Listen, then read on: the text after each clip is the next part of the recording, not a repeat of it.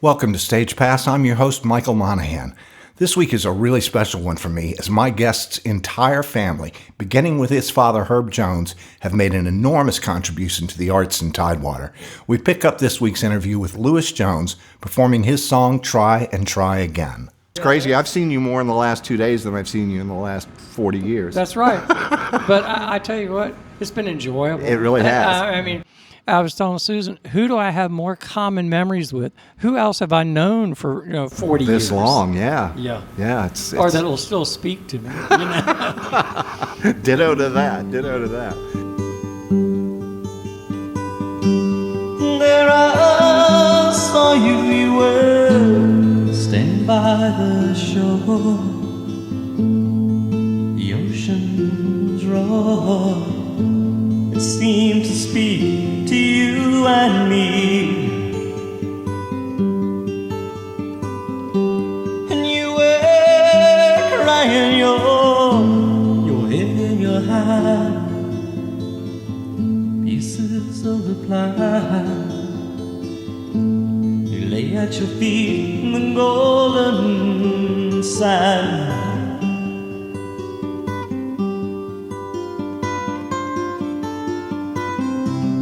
Is it time for us to laugh again? Or is it time for us to cry? And is it time to say hello again? A time to say goodbye. The pain swells inside. How could we even try again? And there were the times we would love into the night, tenderly and tight, till the morning light shone bright again. Was there, I told you, all the love in my heart, how we could never part. And so easy at the start of the love affair.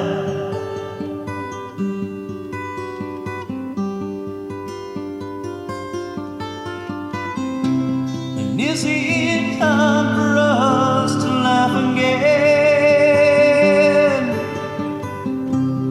Is it time for us to cry? Is it time to say hello again? A time to say goodbye. The pain swells inside. How could we even try again? Though you know it's true, you just can't say goodbye. But the pain's still inside. Maybe we should try again.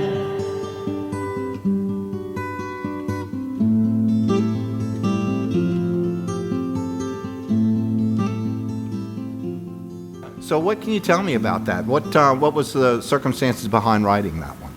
Well, the cool thing about that song is that it actually happened, and so many people have been through this, in that you're with somebody and you really love them, but they're hurting you, and I mean, and it's one of those things, is it time for us to laugh again, or is it time for us to cry? Yeah. Is it time to say hello again, or time to say goodbye?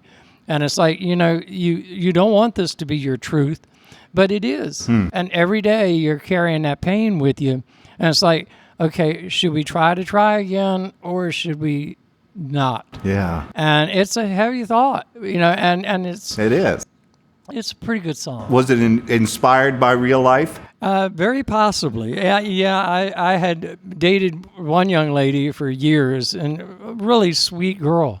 But then I met Susan. And once I met Susan, yeah, my whole world spun. And we talked about it the other day. I'll never forget that because you met her when we were playing at Virginia Wesleyan College. Yeah. Well, and the funny thing was that her sister thought you were the most handsome thing she'd ever seen. Susan, I had to do a lot of selling. I had to convince her that I was the best thing that ever happened to her. I actually wrote a song for Dee. Now that I think about it. I remember it. It was called Painter. Yeah. And it was good. Oh, thanks. Just for the record. I'd forgotten all about it. Just till right then, I was like, oh, wait a minute, I wrote a song for Dee. Yeah. And, well... And she gave me a painting, actually. Did you really? Yeah, that I had for years. And somewhere along the way, it got separated from me, and I don't know how. And it kind of broke my heart a little bit because I kept it for the longest time. Well, Dee doesn't give paintings to anybody. So you must have really registered high on the impressed meter. Yeah. Well, as we said the other night, based on how my life has gone, I probably should have stayed with Dee. She was married to my buddy Steve Prosier. Oh, gosh. And I love Steve. Well, there's not a better person than Steve. There's not. And he was our equipment guy back in the day. Oh, yeah. He did, Steve, and sound man. I think he did sound for us too. And absolutely. Well, that's when we were working for WOWI Radio. Yeah. And as far as being their house band out, and they were so good to us. They really were. Yeah. That's one of the most amazing memories. And I was thinking about this after we talked the other day. Tell me if you know this, because I can't remember, but were they the very first FM rock station in the area? I think they were. They were definitely the first to go risky, and I mean, they would play anything. And, you and I and even Jim, us. even us, they put us on air and kind of gave us the run of the station. And Stuart Brinsfield, I know he's passed away now, but God, he was a great man. I pissed that man off so bad, and you too, I think, because you cost us a deal with Capitol Records. I did. I'll never forgive you because but it probably saved my life. So I'm really glad you did it. Well, we had a chance. I knew that Mason had an album out, right? And Chuck Taylor was the guy, and he offered us a contract, right? And I don't remember if all of us were there when we got the contract and started reading it, but basically we couldn't go to the toilet without his permission with the contract. Yeah. It was terrible. Yeah. And we ended up not signing it, but the first thing Chuck did apparently was call Stuart and say, guess who I'm signing? And Stuart, I think he immediately said, bring my gear back. He called me at 7 o'clock in the morning, knowing that I wouldn't be up, and said, you need to come to the station now. And when I said, well, what's going on? He goes, you need to come here. And he goes, when I finally got there, he's like, Louis, I love you to death. I love Mike and I love Jim, but this is too much. And he goes, the Capitol guy was on his way here with the contract. And he goes, all that, the equipment, all of that, it's over. and I was just like, well, you know how much she thought of you, and it definitely pulled the rug out from under. But I'm so glad we're sharing one of my darkest moments. I don't. In all honesty, that wasn't the path I should have been on. I mean, I still love recording music. I still like writing music. I'm meant to paint. Yeah. This is no matter what. Clearly, I kept coming back to this. And I love what I do, and I can still do the music. Like I say, I can still record and still talk to people like you and reminisce. But I had in my life 3 different times where I was supposed to get a record contract, and 3 different times blew it.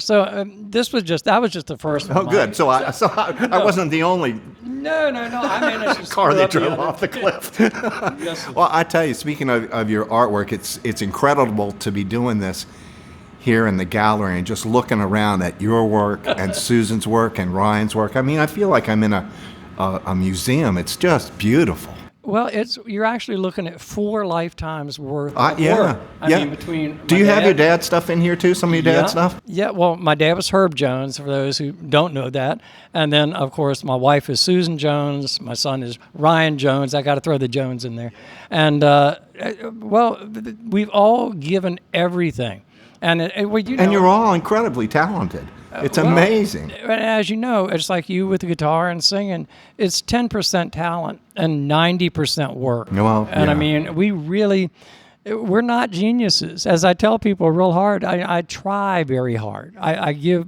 There's nothing I'm holding back. This is everything I got. So. Well, you can tell in all your work, and Ryan's work amazes me. He did the poster for the last Harbor Fest, right? Yes, he did. And it was beautiful. Well, Ryan's great. He's working on a is. painting right now. And I said, well, you've set the bar higher for yourself now. I don't want to see anything less than this. and he's instinctive. The one thing with art, like music, if it doesn't move you emotionally, there's no reason for it. Yeah. So what if it's painted perfectly, but you don't feel something? The whole thing is you've got to feel something. And Ryan does that. Does Ryan come to you for input on when he's painting? No, but I give it to him anyway. Yeah. And we help each other. I mean, like, I know his wife, Melinda, thought that we were the most horrible people in the world because you're showing somebody your soul when you show them your art. And we would show each other our art, and we would go, well, why didn't you do this? Or why did you make that decision? And then you better have a good reason why you made those choices. But all three of us, Susan and myself and Ryan, we still do that. In fact, Ryan's working on a painting right now that may be the best thing he's ever painted. And it's so exciting, but now that I know he can paint that good, I don't want to see anything less. Well, that's the idea. I mean, the bar gets set a little higher every time you take a step forward, whether it's music or art, I guess. Yeah, and the whole thing, like I say, but it always circles back to it's got to make you feel, and if it doesn't make you feel, something strong, some emotional response, it's not good enough. Well, I tell you, I mean, I feel like I was fortunate to get to do music with you when I did, because you were painting even then some incredible stuff. I remember. I was getting good, but good isn't good enough, as my dad used to say. It was like, I bet he was a tough critic. Oh, I did one painting that he said was good. Yeah, one. That's it, one. And it's really okay. It was when he did it. I mean, we were poor. We grew up in Norfolk and a section that wasn't fancy. When Susan sees my old bedroom, she thinks it's hysterical because my brother and I shared it, and it was about 8 foot by 6 foot. I don't know how we didn't kill each other is a miracle. Oh, I did want to tell you that my brother Bob and Steve Peppas are recording a new album even as we speak, and it's good. Steve Peppas is a genius. He is. He is. And my brother is persistent. He does not give up, and he's been on it now. Well, he's been doing music. Bob was playing out until a couple of years ago. You'll have to push them my way when they're ready to release the record. I'd love to talk to them about it. I will definitely do that. I'd love to see Steve Peppas again, because you're right. He is. He plays everything. He was the musical director when I did Tommy.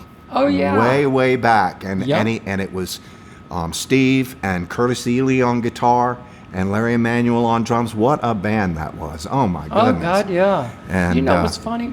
Curtis Ely lived 1 block away from me. And you guys didn't know each other. We had never met each other. Isn't that crazy? Yeah, and what's funny is he's doing art now, and he's real good. He really is. Yeah. And I think he does miniatures, doesn't he? I'm not sure. I haven't seen him in person. I've just seen him online, but he's good. He really is. And that just kills me, because he's also an incredible guitar player. I've heard the rumor. Oh, my word. But, yeah. There's so much talent in this area. Oh, There's there so really many is. people that are so good. And you know what? We were blessed to come up in the era that we did, because a lot of the acoustic music was really just kind of evolving when we got started. Right. And as the talent in the area started to evolve too, Right. you got to watch it grow into all these amazing people and players. I talked to Chuck Larson from Snuff a couple of weeks back. What an impact he had with his bands over the years. Well, what's funny is that I'm friends with Curtis Ely now. I'm friends with Chuck Larson now. Didn't know either one of them, back in the day. But, I think Chuck Larson was brilliant, is brilliant. and is just such a nice guy. Yeah, and Curtis too. Curtis is too. Curtis seems to be, and we still have never met in person. Oh gosh, we should facilitate that somehow because I think you two would really enjoy each other. I played in a band with him called Street Talk, and I've never had to work so hard just to try to keep up, and I don't think I ever really managed to keep up. I mean, he was leagues beyond me. Right now, I've got a gentleman who's a neurologist. He comes up here, like that's why I still feel like I'm still in music. He comes up here to the gallery after hours, like what we're doing right now, and he plays guitar with me, and he's like Paul McCartney good. But his name is Don LaMarche. He's amazing. So we played together here for like 6 months, and then my son Ryan playing bass. So Ryan's got some musician in him too. Ryan can play guitar. He sings. His voice is like mine, except better, and it's got a quality to it and a strength to it that I really envy. You had a strong voice. You were tough to sing with just because I had to push every bit of air I had out. My last compliment to you. When you used to do a song, you did that song by Stephen Stills, Black Queen, and I dare anybody to do it as good as you did it. It was amazing. It really was. I mean, people came from miles just to see that one song. And they weren't wrong. Man. I can't even think about the high note in that song anymore without needing to call my cardiologist.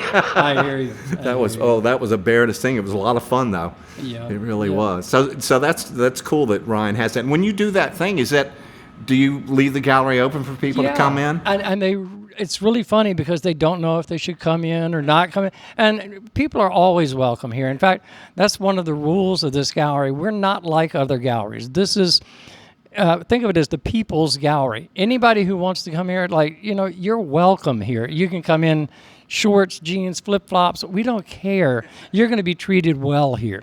And that's the nicest compliment that we always get at the gallery is that we feel at home in your gallery. And that's really what we want. So, I mean, as you know, there's guitars about every 5 feet sitting on top of walls. There's some beauties over there. Yeah, well, I don't feel... I can't be in a room if there's not a guitar in it, and just too many good memories, too many... It's my lifelines. Yeah. Got to have them. Yeah.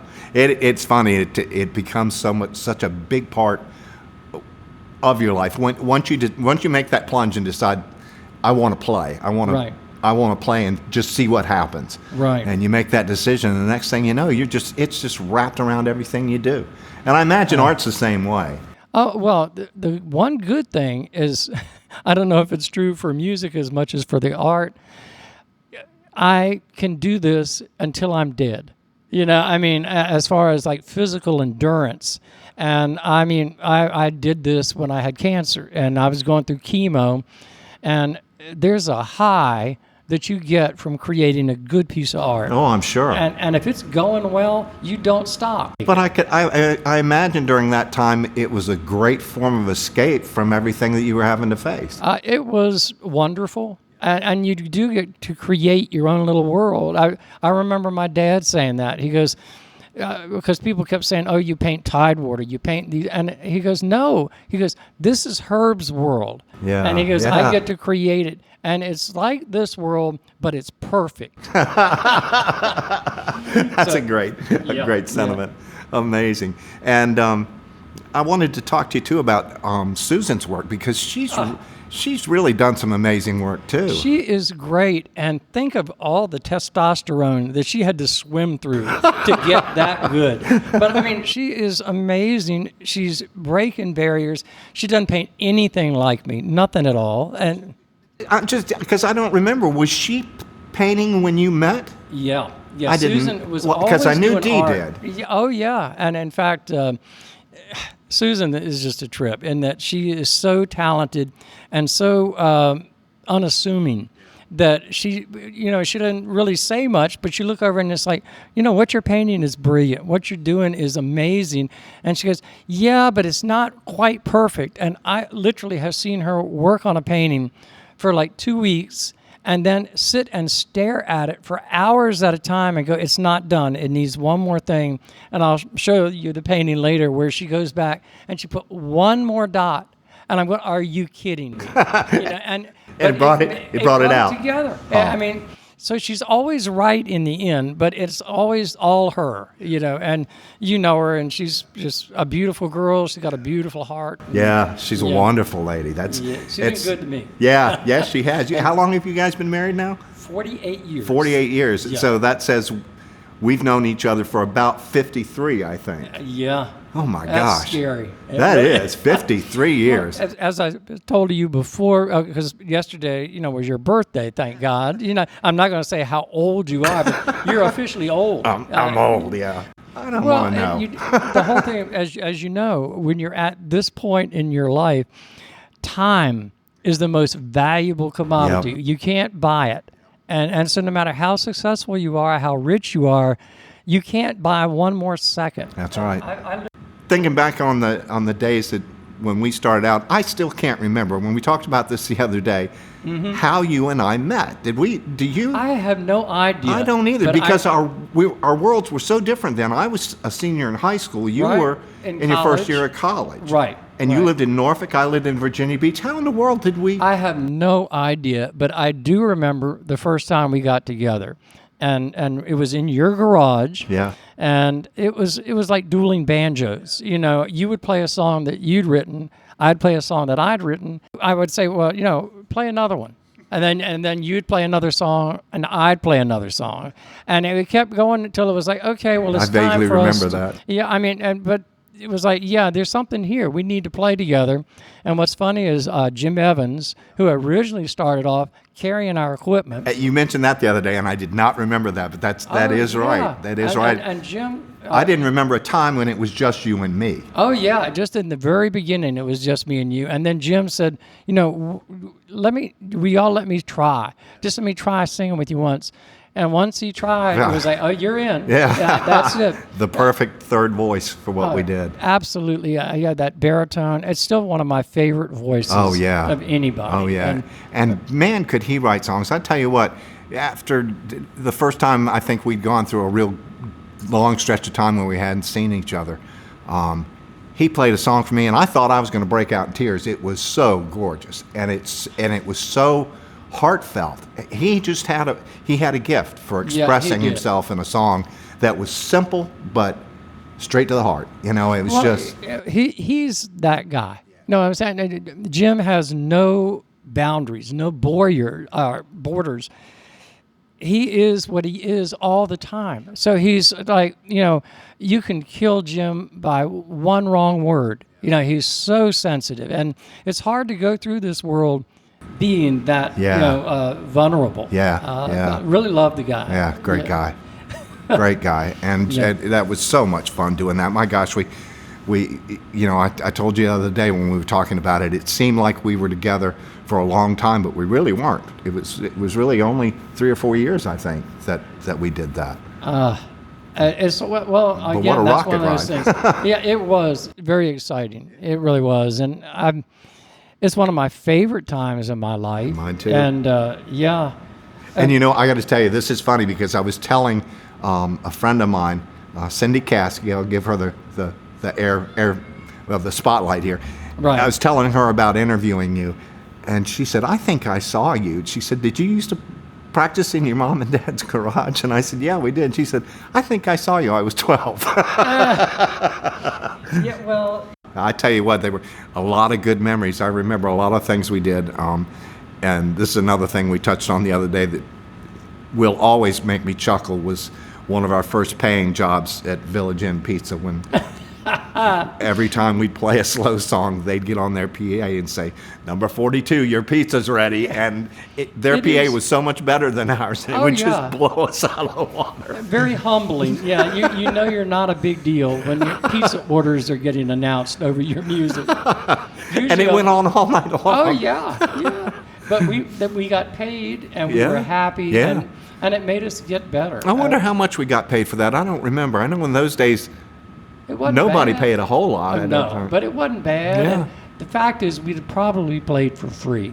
And did quite a few times, I think. There you go. And then, I don't know if you remember the Jolly Ox times. And I mean, I love the That Jolly was. Ox. Were we the house band there for a while? We were, and we traded off with Jimmy Hopper and Oh, yeah. Smee. I don't know if you Smee, remember. yeah. But it was, we had a real good time there, and it was right after I'd moved away from home. And so one of the big benefits was that they'd give me food, and so that was my one meal a day was at the Jolly Ox, but it was a good meal. Do you remember the burgundy mushrooms? Oh, God, yes. Weren't those delicious? I still remember those. They were great, and the garbanzo beans. Oh, yeah. Oh, God, I used to think that there were drugs in the garbanzo beans, and I would just, oh my God, they were wonderful. Oh. They really were. Well, when we played with Marty Esco, who was a real unique individual, and I will never forget the night we were sitting at the table after we'd finished, and I think we were just winding down, having a Coke or whatever. And one of the waitresses came up, sat at the table, and she goes, "God, my feet are killing me." And Marty just grabbed her foot and started massaging it without saying a word. And the next thing you know, she was just like putty. She just completely went limp. And he just rubbing her foot like he'd known her his whole life. Marty considered himself a ladies' man and very, very smooth. And I would have no more touched somebody without an invitation. But Marty just... Yeah, that was his way. Give me that foot. I'll condense the story because you and I were both, Marty had called us to sit in with him one night to play with a band, and their singer couldn't make it. And so he called me, and I couldn't make it. And then he called you, and you couldn't make it. But Marty got in a car wreck that night. Oh, that's right. Killed everybody but Marty. I had forgotten about that until it came up the other day. I'd forgotten. Because one of us would have been in that car had we done that job. Absolutely. No, that was horrible. Yeah, that's kind of goes along with the other thing. When you killed my first record contract, it was a good thing that we didn't make that job. So, sometimes the best... Well, I'll put it this way. I've done now, as far as art, I've done either covers or front page drawings in 100 million books. That's amazing. That's a big number. I feel like I've done something. I know you're in, is it 2 of the John Grisham books or more? I think it was 3. Three John Grisham books. And he's, from last I heard, the best-selling author in the world. I wouldn't doubt that. He's like an institution now. He's amazing. And he just does all of this stuff that people aren't aware of. He builds baseball fields. He does all of this. Yeah. In fact, he'll be mad at me if he ever hears this, but after 9/11, he wrote that book, Skipping Christmas. And the editor told me this story. Every dime that he made on that book, he gave to the victims of 9/11. And then when they did the movie Christmas with the Cranks, again, he did not take a take of that because all of that money went to help. And that's the kind of guy he is. So I am thrilled to be associated with him in any way. I'm sure. It's definitely helped my career a whole lot. And you also did the thing for the Robin Williams movie. Was that? Oh, yeah. What Dreams May Come. Yeah. That was a very complicated situation in that they used the images assuming it'd be okay. Without asking. Yeah. And how did you pick up that they were using your art in it? Did you just see the movie or something? Saw the movie, and it was right after I'd lost my father. And the first scene of the movie, I'm going, well, it's just coincidental, And that looks familiar. By the 5th image, it was like, no way are these not directly from my paintings. And I really just wanted a credit. I talked to an attorney out there with Polygram, and he was a nice guy, and we were working it out, and he goes, well, what do you want? And I said, I just want my credit. And he goes, okay, well, we'll work it out. And he goes, the movie's already out. I can't do anything about that. But when it comes out on DVD and at the time, VHS, he goes, you'll have your credit, and it'll be like that from now on. And I said, well, that's great, and it's reasonable. He called me back an hour later and says, I've been overruled, and the other attorneys have decided we're going to play Hollywood, and we're just going to deny everything. So it took me 2 years to prove that, that happened. So you had to take him to court over it. I would have, except that the producer thought he had the rights, And so when they did a deposition with him, he said, yeah, I assumed he was real good friends with Neil Donald Walsh, the gentleman that wrote Conversations with God. The original book, yeah. Right. And the cover of that book, if you see that cover and you see the movie, you'll see my painting come to life, which it was just crazy. And Neil had told him it was okay to use them. How did he come across your art in the first place? Did you ever find that out? Oh, yeah. Neil and the producer are best friends. Okay. And so Neil said, use this. They were kind of cross-promoting those books and that movie together. Oh, okay. And so that's how it came to pass. But at the same time, it took me 2 years. And if I had lost that case, it would have cost me $4 million. Oh, my goodness. So I don't have a spare $4 million, Mike. Right. So luckily, if you did, out. You'd have seen a lot more of me over the years. I'd have had a lot more friends than I do now. But the bottom line was that they settled out of court, and they paid me a lot of money, but I didn't want a lot of money. Yeah, you just wanted credit. I wanted my damn credit. Did they ever put your credit on there? No. Is that right? To this day. But sue them again, Lou. No, they paid me a lot to okay. not do it. So, yeah. They closed that road. Yeah, but it was fascinating. It was fascinating to go to the movie, and I'm sitting there with Susan, and she's holding my hand, and she sees the first scene, she's squeezing the hell out of it, and then as the movie goes on, she's like, Louis, what are we gonna do? I said, I don't know. I mean, it was shocking. That had to be bizarre. It really was. I know you were a big Robin Williams fan anyway. That's probably why you went to see the film, right? Exactly. Yeah. I loved Robin Williams. Yeah. I still think he's one of the best actors ever. Yeah. And in fact, there's a picture of him right there on the desk that he signed and sent to me in support. So, I mean, he was... I have nothing against him. Nobody did anything wrong. Now, is this picture that I'm looking at it on your desk, is this from the movie? Yes. I thought That's it was. That's a scene from the movie. And again, they use a painting of Susan's for the background for that. So, I mean, it just went on. I know, it's just crazy. Oh, my gosh. It was the biggest honor I think we've ever had because it won an Academy Award for Best Visual Effects based on your our paintings. Isn't that so bizarre?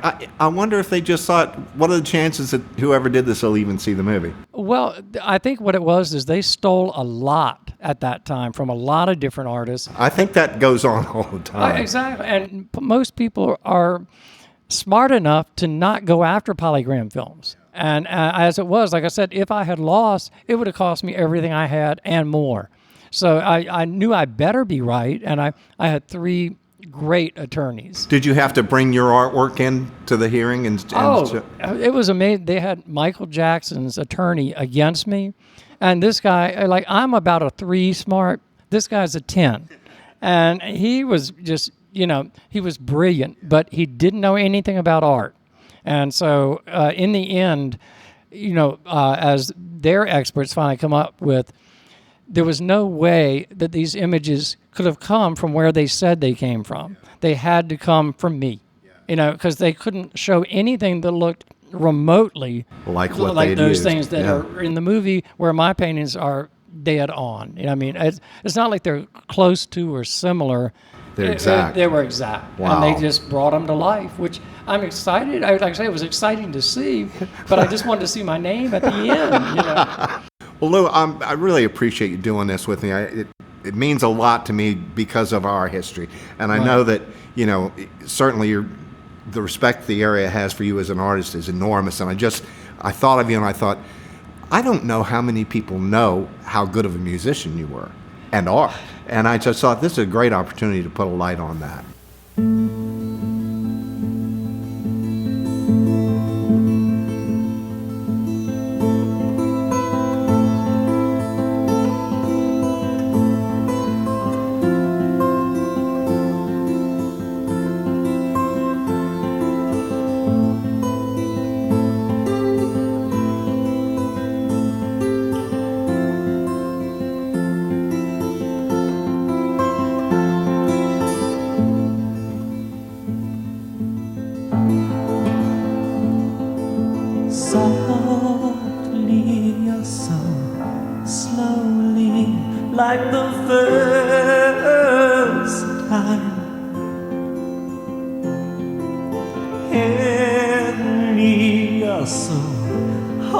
leave your hand in mine.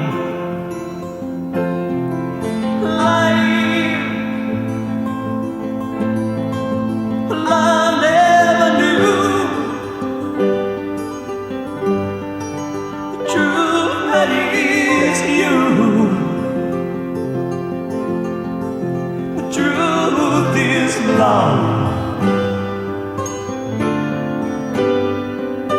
Love.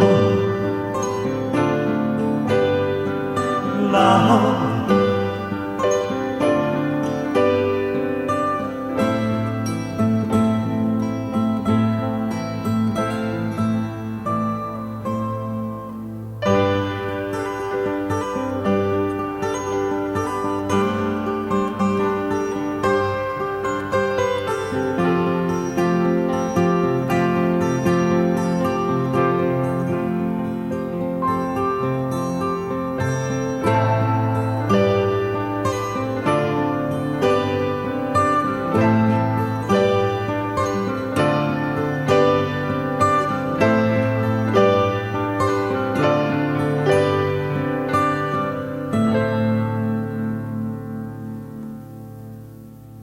I want to thank Louis and Susan Jones for letting me invade their gallery and turn it into our podcast studio this week.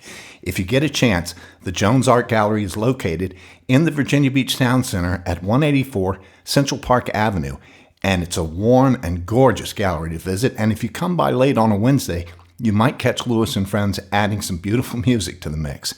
If you enjoy our podcast, please remember to like and follow us on Facebook at facebook.com/stagepass.whrv. You can also find all of our interviews on our website, which can be found at stagepass.us. I'm Michael Monahan, and I thank you all for spending a little time with us this week.